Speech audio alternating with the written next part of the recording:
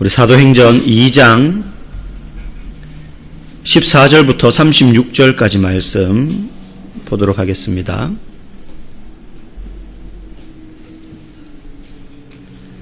사도행전 2장 14절에서 36절까지 한 절씩 교독하고 36절은 같이 읽도록 하겠습니다. 베드로가 11 사도와 함께 서서 소리를 높여 이르되 유대인들과 예루살렘에 사는 모든 사람들아 이 일을 너희로 알게 할 것이니 내 말에 귀를 기울이라.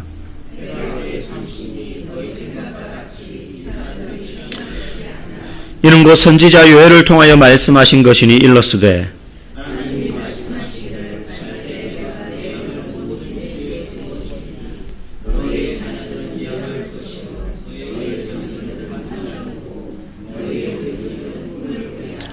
그때 내가 내 영을 내 남종과 여종들에게 부어주리니 그들이 예언할 것이요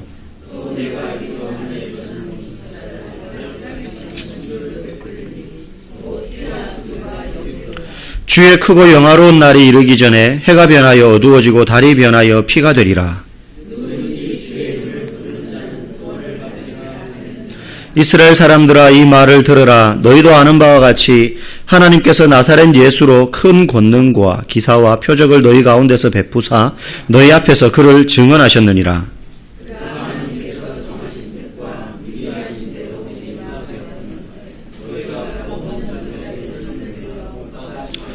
하나님께서 그를 사망의 고통에서 풀어 살리셨으니 이는 그가 사망에 매여 있을 수 없었음이라.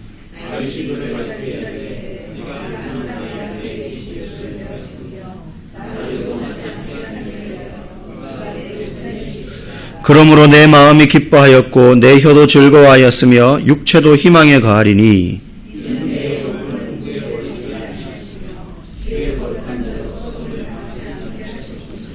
주께서 생명의 길을 내게 보이셨으니 주 앞에서 내게 기쁨이 충만하게 하시리로다 하였으므로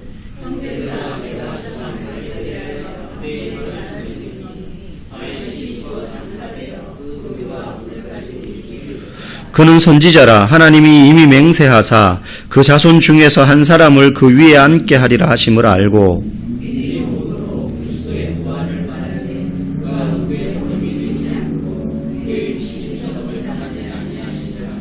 이 예수를 하나님이 살리신지라. 우리가 다 이 일의 증인이로다.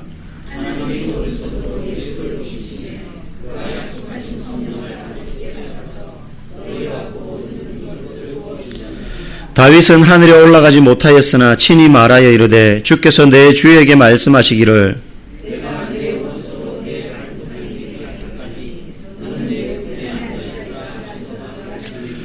그런즉 이스라엘 온 집은 확실히 알지니 너희가 십자가에 못 박은 이 예수를 하나님이 주와 그리스도가 되게 하셨느니라 하니라.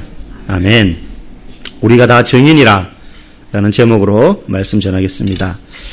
세상에는 어려운 일 두 가지가 있다고 합니다. 하나는 자기의 생각을 남의 머리에 집어넣는 일이고, 그리고 또 한 가지 어려운 일은 남의 돈을 자기 주머니에 넣는 일입니다. 첫 번째 어려운 일을 하는 사람을 선생님이라고 부르고 두 번째 어려운 일을 하는 사람을 사장이라고 부릅니다. 그리고 이 어려운 일 두 개를 한꺼번에 다 하는 사람을 마누라라고 부른다고 합니다. 네.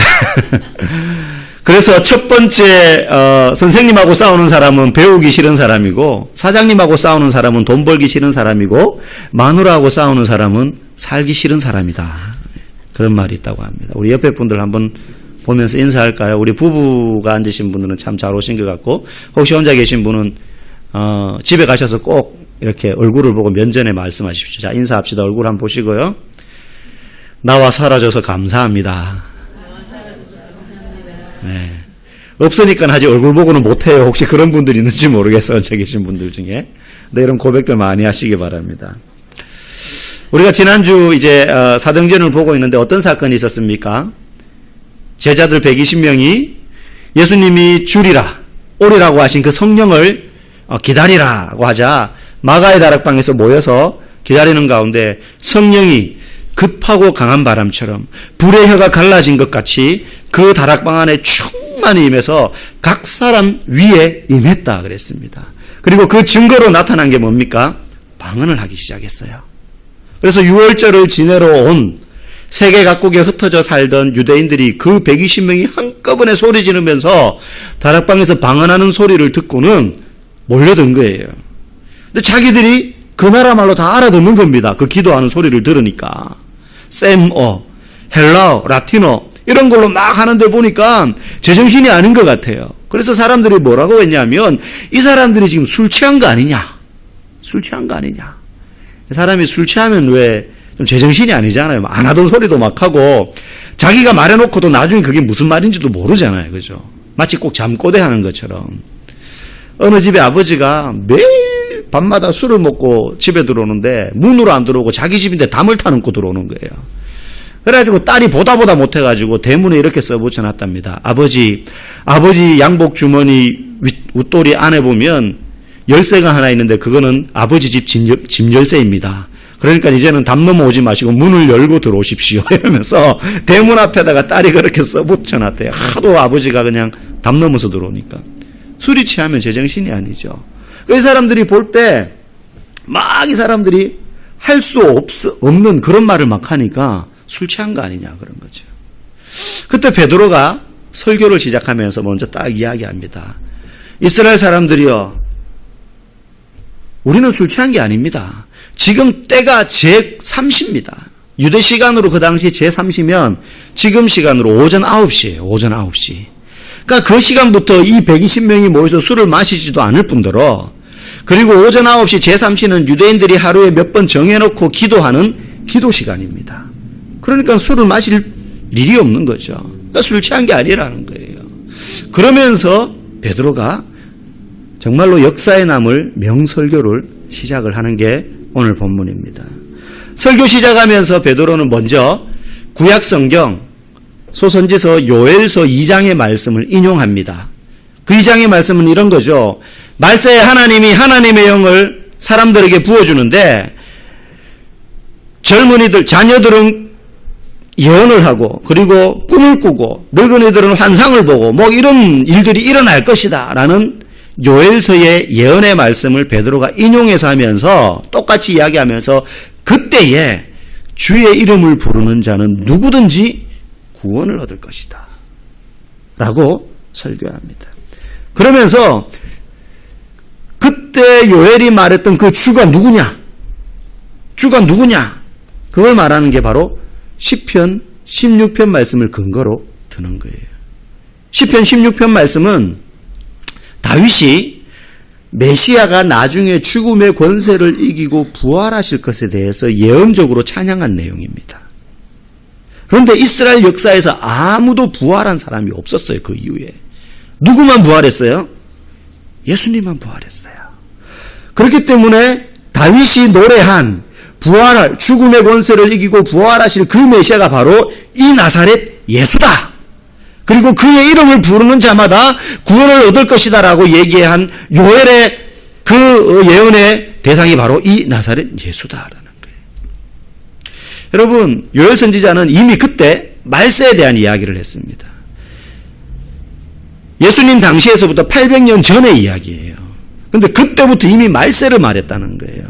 그리고 예수님 당시 때도 말세를 이야기했습니다. 그리고 지금도 사람들은 말세다 그래요. 교회 안 다니는 사람도 세상 돌아가는 거 보고 뭐라 그래요? 어르신들이 세상 말세다 그래요. 그럼 도대체 말세에 이런 일이 나타나고 예수님이 재림하신다 그랬는데 그럼 도대체 말세는 언제냐? 분명한 건요. 시대마다 계속 말세와 같은 징조들이 나타났다는 거예요. 그래서 예수님이 뭐라 그랬습니까? 주의 날이 무엇과 같이 온다고요? 도적같이 온다. 그 말은 언제 주님이 다시 오실지 모른다는 거예요. 뒤집어서 말하면 사람들이 그렇게 말하는 것처럼 계속해서 인간이 살아가는 시대는 범죄와 악함과 하나님에 대한 불순종이 계속 반복되기 때문에 계속해서 말세라고 이야기할 만한 그러한 시절이 계속 지나가고 있기 때문에 언제 주님이 다시 오실지 모르니까 항상 말세라는 거예요. 그러니까 믿음의 허리띠를 졸라매라는 거죠.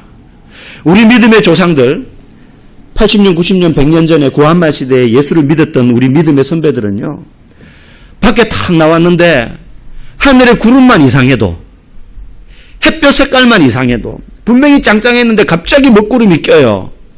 갑자기 막 해질녘처럼 하늘 색깔이 붉게 물들어요. 그러면요, 그분들은요, 아, 예수님이 지금 재림하시려나, 지금 예수님이 다시 오시는 거 아닌가, 그러면서 막 가슴이 쿵쾅쿵쾅 뛸 정도로 주님의 다시 오심을 사모하면서 늘 마지막 때임을 생각하면서 살았었습니다. 우리는 너무 그런 생각이 옅어진 것 같아요. 그냥 이 땅에서 살아가고 생활하는 것, 이것이 전부인 양 살다가 보니까 마지막 때라는 인식을 우리가 잘 못하는 것 같습니다. 그러나 분명한 건 우리가 사는 이 시대도 말세입니다. 자다가 한 사람은 들림을 받고 한 사람은 남아있게 된다고 했습니다. 우리가 깨어 기도해야 될 줄 압니다. 오늘 베드로는 요에서 이야기를 하면서 오리라 한 주를 믿는 자마다 구원을 얻을 것이다 라고 했던 그 주가 바로 나사렛 예수 그리스도임을 시편 16편 말씀을 들어 이야기하고 있습니다. 그분이 바로 메시아라는 거예요. 이제까지 제자들은 이 설교를 하는 베드로조차도 예수님을 어떻게 봤냐 하면 해방자, 독립운동가 뭐 이 정도로 봤어요. 로마의 압제에서부터, 가난에서부터, 굶주림에서부터 우리를 해방시켜 주실 분. 그런데 성령 충만을 받고 보니까 아, 예수님이 그저 그런 지도자가 아니구나.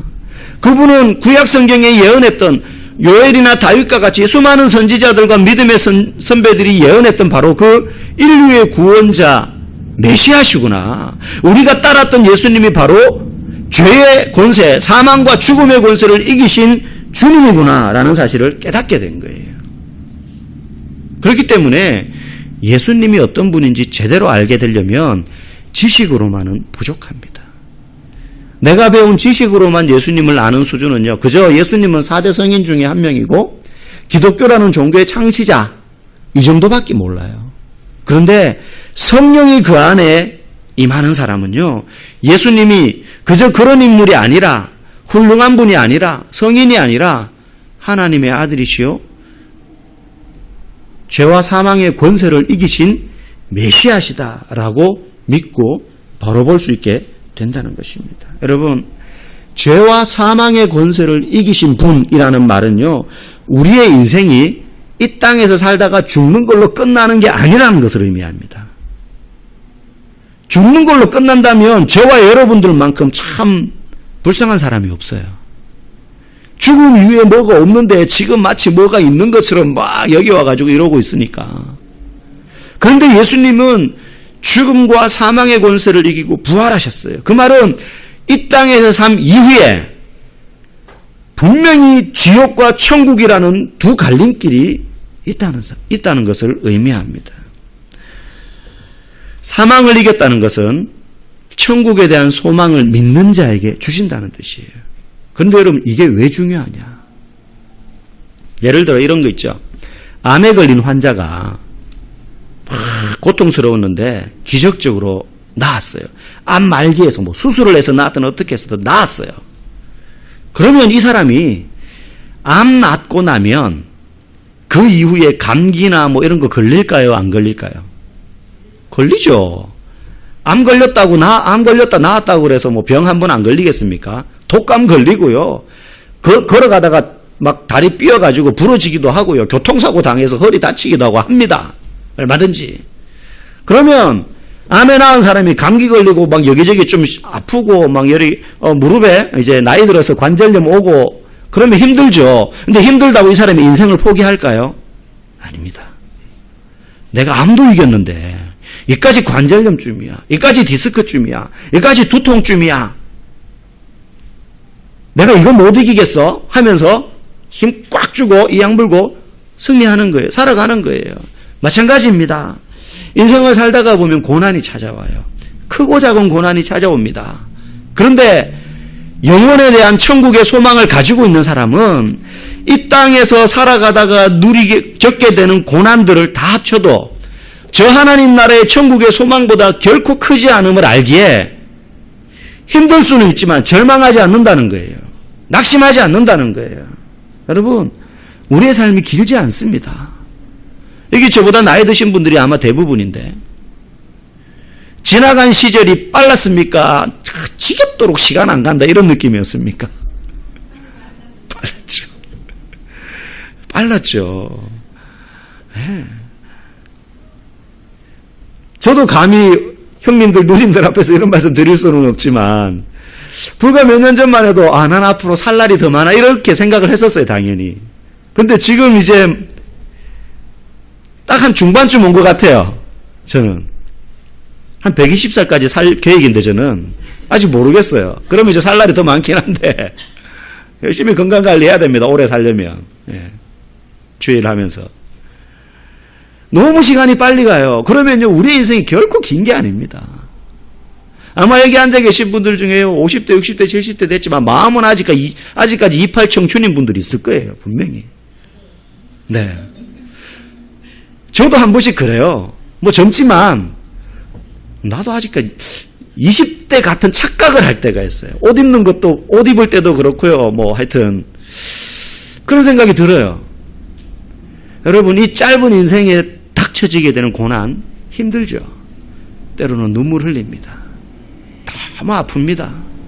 골병이 들 때가 있어요. 그런데요, 그 고난과 아픔도 눈물도 70년, 80년, 120년과 비교할 수 없는 영원한 하나님 나라의 소망과는 비교할 수 없는 줄 믿으시기 바랍니다. 그렇기 때문에 이 땅 살면서 실패 안 하는 거 중요하고, 그리고 잘 먹고 잘 사는 것도 중요하고, 안 망하고 안 아픈 거 중요하지만 진짜 더 중요한 건 예수 그리스도를 통하여서 천국의 소망을 가지는 것인 줄 믿으시기 바랍니다. 그래서요, 막 몸져 누워있는 분들한테 가서 신방을 가면요, 그분 그 병 낫기를 간절히 기도하지만 동시에 그분이 예수 그리스도를 믿음으로 영원한 천국에 대한 소망 갖기를 더 간절히 우리는 기도해야 되는 것이에요. 오늘 이 베드로는 설교를 통해서 증인임을 선포합니다. 사실 베드로가 이렇게 설교할 수 있는 건 놀라운 일이에요. 왜? 지난 시간에 얘기했던 것처럼 여기 모인 사람들이 막 이 120명이 방언하는 거 보고 한 말이 뭡니까? 이 사람들 다 말투 들어보니까는 갈릴리 출신 사람들이 대부분인데 그 촌동네 어부들 사는 무식한 사람들이 어떻게 저렇게 외국어를 막 하지 지금? 그러니까 베드로도 그런 사람이었잖아요. 평생 고기만 잡던 사람이고 불과 3년 정도 예수님 쫓아다니면서 좋은 말씀 들은 거예요. 따로 교육받은 적 없어요. 그런데 지금 베드로가 남 앞에 서가지고 불을 토하는 설교를 하고 있습니다. 이게 어찌 된 일입니까? 베드로가 그렇게 담대하게 다른 것이 아닌 예수 그리스도의 생애와 죽으심과 그리고 부활과 승천에 대해서 설교할 수 있는 이유는 그가 바로 증인이기 때문입니다. 증인이기 때문에 그래요. 법정에서 때로는 논리적인 변호사의 논거에 의해서 재판이 뒤집히는 경우도 있고, 검사의 칼 같은 질문에 의해서 무죄를 주장하던 사람이 죄가 드러날 때가 있습니다. 그러나 그런 변호사와 검사의 논리적인 그런 변론, 지적보다 더 강력한 힘은요, 증인의 증언이에요. 내가 그걸 봤다는 거예요. 내가 그 자리에 있었다는 거예요. 내가 그 이야기하는 걸 들었습니다. 하기 전에 선서하잖아요. 거짓 없이 이야기하겠다고. 증인의 증언이야말로, 목격담이야말로 그 어떤 변호사와 실력 있는 검사의 변론보다 더 큰 힘이 있는 것이에요. 아무리 그 증인이 배운 것이 부족하고 능력이 없고 가진 것이 없어도 목격했기 때문에, 들었기 때문에 증인은 힘이 있는 겁니다. 베드로가 지금 그 이야기하고 있어요. 우리가 그 예수 그리스도의 죽으심을 받고 그리고 부활을 목격했으며 승천하심을 500여 성도가 한 자리에서 봤다. 내가 그 증인이라는 거죠. 그러니까 담대한 거예요. 여러분, 저와 여러분도 성도로서 증인입니다. 그런데 이 성도는 증인이지만 단순히 경험만을 가지고 말하는 것은 아닙니다. 많은 요즘 이단과 여러 이단들이 하는 집회에 보면 개인의 경험, 그걸 절대시하면서 마치 진리인 양 이야기하는 경우들이 있습니다. 그러나 절대 개인의 경험이 말씀보다 위에 있을 수 없습니다. 우리도 신앙생활을 하다가 보면 어떤 기적을 경험할 때 있고 체험을 할 때가 있고 음성을 들을 때가 있고 신앙생활을 하다가 보면 여러 말로 설명할 수 없는 일들을 경험할 때가 있어요. 그런데 그 모든 것이요, 말씀으로 해석이 되어져야 되는 겁니다. 그래야지 내가 한 경험이 성경적인지 이게 하나님이 주신 것인지 아닌지를 구분할 수 있게 되는 거예요. 베드로는 그래서 자신이 지금 놀라운 성령 체험을 경험하고 있지만 성경 말씀을 빗대는 거예요. 특히 구약 성경. 왜? 그때는 구약 성경밖에 없었으니까. 그리고 이 광경을 목격하고 있는 지금 유월절을 지키기 위해서 온 유대인들도 구약 성경을 다 아는 사람들이거든요. 그러니까 요엘서 이야기하고 다윗의 시편을 이야기하는 거예요. 거기서 말한 주의 이름을 부른 자는 구원을 얻으리라. 그 주가 바로 다윗이 노래한 부활하신 메시아에 대한 이야기다. 그리고 부활하신 분은 바로 나사렛 예수밖에 없다 라고 하면서 예수님의 죽으심과 부활을 설교하고 있는 것입니다. 방언을 하는 그 120명의 제자들을 본 사람들이 이 현상을 보고 막 놀라고 있을 때 이 베드로의 설교는 한마디로 이런 거예요. 이 놀랍고 신비로운 현상을 설명할 수 있고 이해할 수 있는 유일한 방법은 예수님이 누군지를 아는 것입니다. 그래서 예수님에 대해서 이야기하고 있는 거예요. 예수님의 부활과 승천에 대해서, 죽으심에 대해서. 그러면서 베드로가 우리가 그 일에 다 증인입니다. 베드로가 이렇게 담대하게 말할 수 있고, 그리고 이 말 뒤에 우리는 36절까지 봤지만 37절부터 보면요, 이 사람들이 그 베드로의 설교를 듣고 뒤집어집니다. 우리가 그러면 어떻게 해야 되냐? 그러면 우리가 이제 어떻게 해야 되냐? 그러면서 베드로에게 찾아와요. 물어요. 이런 일이 어떻게 일어납니까? 베드로가 단지 웅변을 잘해서 그런 게 아닙니다. 여러분, 증인이 힘을 얻으려면요, 성도가 힘있게 복음을 전가하려면요, 그 일의 목격자라는 것을 확인하고 하나님의 말씀이 내 삶 가운데에서 실제 이루어지는 것을 경험한 사람이어야 돼요. 복음 증거가 뭐냐? 복음 증거는 예수 그리스도를 믿음으로 우리 삶에 일어난 외적인 내적인 변화가 나의 노력이나 나의 성공이나 나의 신앙적인 열심이나 성경에 대한 지식 때문이 아니라 예수님 때문에 일어났다는 사실을 확신을 가지고 사람들에게 담대히 말하는 것. 그게 복음 증거예요. 그 확신은요, 내가 알고 있고 믿고 있는 이 말씀이 내 삶의 경험과 일치할 때 일어나는 겁니다. 다시 말하면 내가 들은 성경 말씀이 실제로 그러한가, 이런 합리적인 의심을 하면서 삶 속에서 실험을 해봐야 돼요. 이 말씀대로 진짜 이루어지나? 말씀이 진짜 말씀대로 성취되는가? 그래서 베드로가 요엘서 이야기가 지금 우리가 있는 자리를 통해서 성취되지 않았냐? 그리고 다윗의 그 예언적인 시편 16편의 말씀이 나사렛 예수의 부활로 말미암아 성취되었다. 그 이야기를 하고 있는 거예요. 말씀이 우리의 삶 속에서 경험되어질 때라야 우리의 복음 증거가 힘을 얻게 되는 것입니다. 어떤 영화 배우가요, 영화를 찍게 됐는데 깡패 역할을 맡은 거예요. 근데 이 사람은 너무 착하고 욕 한마디 해본 적이 없는 사람인데 깡패 배역을 맡았으니까 얼마나 이걸 하기가 힘듭니까? 안 맞는 옷을 억지로 입어야 되는 것처럼. 그래서 고민하다가 대본은 다 외웠는데 이게 뭔가 어색한 거예요. 거울 보고 막 뭐 욕도 해보고 막 건들건들 거려보는데, 그래가지고 이 사람이 어떻게 했냐면 실제 깡패들한테 가서 폭력배 집단에 들어가서 상황을 이야기하고 한 달을 같이 먹고 자고 하면서 생활을 했대요. 그래가지고 그들이 어떻게 말하고 어떻게 걷고 행동하고 사람은 어떻게 두들겨 패고 협박은 어떻게 하는지 이걸 한 달 동안 그 사람들 옆에서 같이 생활하면서 그대로 보고 배운 거예요. 그리고 영화를 찍었는데 너무너무 깡패보다 더 깡패같이, 전직이 혹시 의심될 정도로, 배우하기 전에 혹시 진짜 건달 아니었냐고 그런 말 들을 정도로 너무 그 역할을 잘 소화했다 그래요. 상상하고 생각해서 연기하는 것과 실제 내가 경험을 해보고 하는 것은 차이가 있죠. 여러분 부부 사이도 마찬가지 아닙니까? 연애할 때는 잘 몰라요. 우리는 너무 잘 맞는 것 같아요. 근데 결혼해서 살아보니까 왜 이렇게 안 맞고 다른지. 그렇죠? 하나부터 열까지. 네. 신혼초는 모릅니다. 네. 최하 한 5년 이상 10년 이상 살아보면 그 굴곡들을 알게 돼요. 네.